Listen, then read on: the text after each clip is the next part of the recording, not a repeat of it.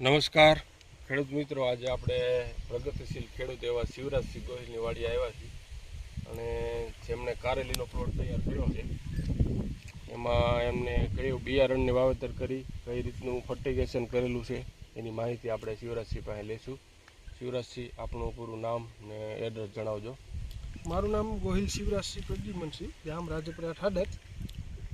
આ ટીઆરએસનું વિશાલ બિયારણ છે.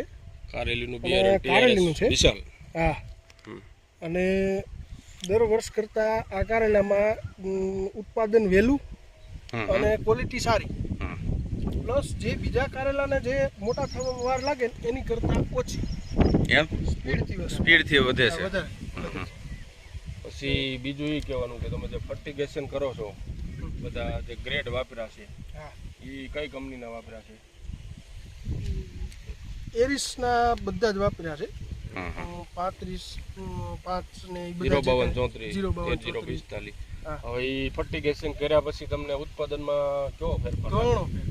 ઘણો ઓલા કરતાં ડબલ, અને શું કહેવાય, છોડની ક્વોલિટી પણ સારી જળવાઈ રહે. તમે જે રીતનો ખર્ચો કરો છો એ પ્રમાણે તમને ઉત્પાદન મળે છે? ડબલ, બીજા કરતાં ડબલ. તો હું અન્ય ખેડૂતોને પણ એ રીતનું ફર્ટિગેશન અન્ય કરવું જોઈએ. તમામ ખેડૂતોને એક સલાહ કે ફર્ટિલાઇઝેશન જે આ એરિસનું છે એનાથી બહુ સારી ક્વોલિટીનું ઉત્પાદન મળે છે.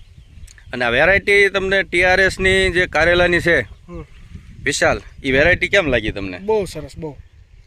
આવી જ રીતે આખા ભાગમાં બેસી ગયેલું છે ને સિરીઝની કોડે? આની જેમ જ છે બધે. કાલે માલ ઉતારી લીધેલો છે. આ માલ કાલે જ કટિંગ થઈ ગયેલો છે. હા, કાલે જ કટિંગ થયો છે. અને એ પહેલા 1 તારીખે અને કાલે 3 તારીખે એમ 2 વખત એકાત્રે કટિંગ થયેલું છે. ઓકે, 1 થી 2 દિવસના અંતરે માલ ઉતારે છે. ખૂબ સરસ. હાલો. આભાર તમારો.